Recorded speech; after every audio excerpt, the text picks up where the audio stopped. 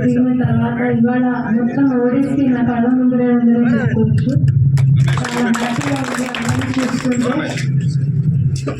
మళ్ళీ ఇదే సమ్మర్లో వచ్చాము, సమ్మర్లో కలుస్తున్నాము. ఎండలకి ఎంత ఇబ్బంది పడ్డామో, ఎంత ఇబ్బంది పడి మనం ఇది సాధించుకున్నామో ఆ రోజు మధ్య మాతో పాటు కలిసి అడుగు వేసిన ప్రతి ఒక్కరికి తెలుసు. అలా పడంతా ఒకరోజు తిరిగాము, ఒకరోజు పొద్దు నుంచి రాత్రి దాకా మొత్తం అన్ని విలేజెస్ తిరిగాము. 14 ఉండేది, 14 విలేజ్ ఒకటే రోజు తిరిగాము.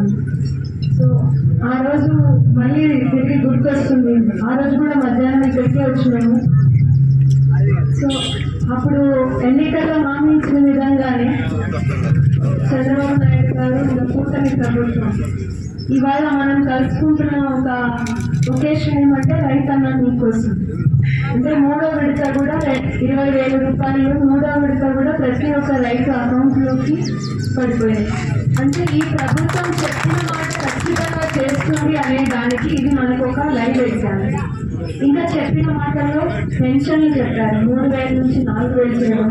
గత ప్రభుత్వం మనకు చేసింది తెలుసు, ప్రతి సంవత్సరం 250 చొప్పున పెంచింది తప్ప ఒకటేసారి ఎప్పుడు కూడా మనకి పెంచి 2,000 పెన్షన్ 3,000 చేసి ఇవ్వలేదు.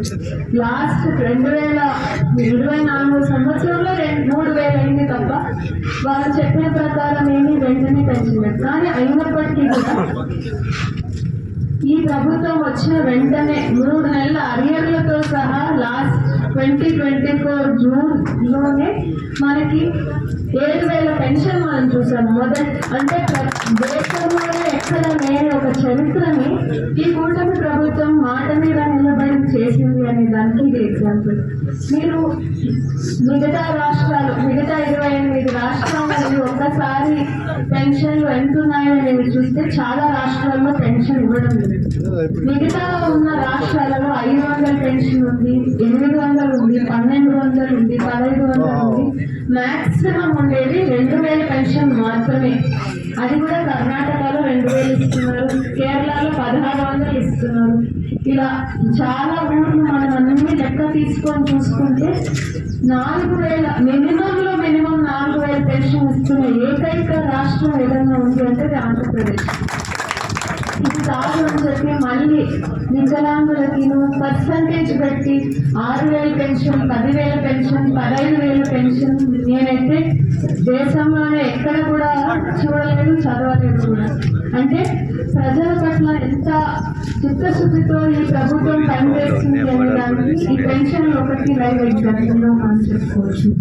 ఇంకా వికలాంగ ఒక్కరికి పోయిన వారమే ఉచిత బస్సు, మళ్ళీ వాళ్ళతో పాటు తిరిగే ఎవరైనా హెల్పర్ కానీ అసిస్టెంట్ కానీ ఎవరైనా ఉంటే వాళ్ళకు కూడా అర్థం టికెట్ బస్సులో అనేది కూడా ప్రవేశపెట్టడం జరిగింది.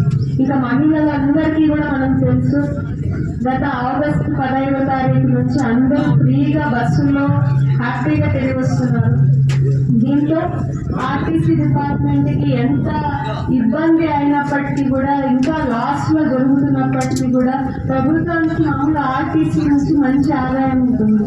అది కూడా లేకోకుండా కూడా అంటే మహిళలు వాళ్ళ కాళ్ళ మీద బతకాలి, ప్రతి ఇంటికి దాని ద్వారా కొంచెం ఆదా అవ్వాలి. ఇప్పుడు రోజు ఉద్యోగానికి వెళ్తున్న మహిళలు ఒక్కసారి ఆలోచిస్తే దాదాపు 3,000 రూపాయల వరకు వాళ్ళకి నెలకి ఆదా అవుతుంది. అంటే సంవత్సరానికి 36,000. ఇంకా పెన్షన్ ఒకటి తీసుకోండి, మినిమం ఇంట్లో ఒక్కరికైనా 4,000 పెన్షన్ ఉంది, అది 48,000 మీద లెక్కేసుకోండి ఎంత పడుతుందో. ఇంకా పిల్లలందరికీ తల్లికి వందనం చెప్పున పేరుతో 15,000 రూపాయలు, ఒకరికి 15,000, ఇద్దరు ఉంటే 30,000 ఇలా పడుతున్నది. నేనైతే 6 మంది వరకు చూశాను. ఒక ఇంట్లో 6 మందికి తల్లికి వందనం పడిండేది కూడా నేను చూశానంటే ఇది వేరే ఏ రాష్ట్రంలో చేయలేదు, ఏ ప్రభుత్వం చేయలేదు. నిజంగానే ఇది చంద్రబాబు నాయుడు గారు, లోకేష్ గారు, ఫైనాన్స్ మినిస్టర్ వీళ్ళందరూ కలిసి ఇంత అప్పులు ఉన్న రాష్ట్రంలో కూడా మన ప్రజలందరూ ఇచ్చిన మాట తప్పకూడదు, ప్రజలు సుఖంగా ఉండాలి, ప్రతి ఒక్క బిడ్డ చదువుకోవాలి అనే ఉద్దేశంతో ఇది చేస్తున్నామంటే నిజంగా మనం గర్వపడాలి. దాదాపు 67 లక్షల మందికి 10,000 కోట్లు 9,980 కోట్ల రూపాయలు తల్లికి వందనం రూపంలో మన ఇళ్ళకి వచ్చి చేరింది. మీరే ఒకసారి లెక్క తీసుకోండి. ఇవి 3 బస్సు, ఫ్రీ బస్సు, ఉచిత గ్యాస్ సిలిండర్, పెన్షన్, తల్లికి వందనం. ఇది అందరి ఇల్లు ఉంటుంది. ప్రతి ఒక్క ఇంటికి మినిమంలో మినిమం 1,00,000 నుంచి 1,20,000 వరకు ప్రభుత్వం నుంచి వస్తున్న సహాయం. ఇంకా నేను ఇళ్ళకి వెళ్తే మాకు ప్రభుత్వం ఏం చేసింది అని అడుగుతున్నారు. మీరంతా చెప్పండి, ఇంకా ఏం చేయాలండి ప్రభుత్వం? నాకు అర్థం కావట్లేదు. మీరే చెప్పండి. వేరే ఏ రాష్ట్రం చేయలేని పని మన ప్రభుత్వం చేస్తుంది.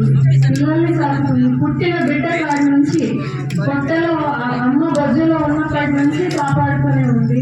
మీకు తెలుసు, ఆ ఎగ్స్ కానివ్వండి, సీమంతం కానివ్వండి, అంగన్వాడీ సెంటర్లో వాళ్ళకి కావాల్సిన ప్రెగ్నెంట్ విమెన్ కి కావాల్సిన పోషకాలు ఇవన్నీ కూడా అందజేస్తున్నారు, కిట్లు అందజేస్తున్నారు. బిడ్డ పుట్టిన తర్వాత హాస్పిటల్ నుంచి ఇంటికి చేర్చేది చేస్తున్నారు. చనిపోయే వరకు కూడా అన్ని చేస్తున్నారు. ఇంకా రైతులకి, ఇవాళ మనం రైతుల గురించి మాట్లాడుతున్నాం కాబట్టి గత కొద్ది రోజుల్లో రైతులకు జరిగిన మంచి పనుల్లో పట్టాదారు పాస్బుక్లు. ఇప్పుడు ఎంతమందికి వచ్చాయండి పట్టాదారు పాస్బుక్లు? ఇంకా కొన్ని ఊర్లలో ఇంకా రీసర్వే జరుగుతుంది. కానీ త్వరలోనే మీకు కూడా పట్టాదారు పాస్బుక్ రాజముద్రికతో వచ్చి మీకు కూడా చేరుతుంది అనేది నమ్మకం అయితే ఈ ప్రభుత్వం కుదిర్చింది కదా. సో రైతులకు కావాల్సింది భూమికి కావాల్సిన పట్టాదారు పాస్బుక్. అంటే మనం ఎప్పుడైనా అమ్ముకోవాలన్నా, దాని మీద లోన్ తీసుకోవాలన్నా మనది మన హక్కుగా మనం భావించే ఆస్తి మన చేతిలో ఉండడం, వేరే వాళ్ళ ఫోటోలు ఉండడం కాదు. సో మన ఫోటోతో మన పట్టాదారు పాస్బుక్ మనకి ఇస్తున్నారు. సో ఇంతకంటే అది ల్యాండ్ టైటిలింగ్ యాక్ట్ కూడా రద్దు చేయడం జరిగింది. సో మన ప్రభుత్వం మన కోసం ఇంత చేసుకుంటే నేను ఏ ఇంటికి పోయినా, ఇంకొక ఇంటికి పోయినా కూడా నన్ను అదే అడుగుతున్నారు, నా ప్రభుత్వం ఏం చేసింది, మీ ప్రభుత్వం ఏం చేసింది? ఇంకా ఏం చేయాలో మీరే చెప్పాలనుకుంటున్నాను. చెప్పండి.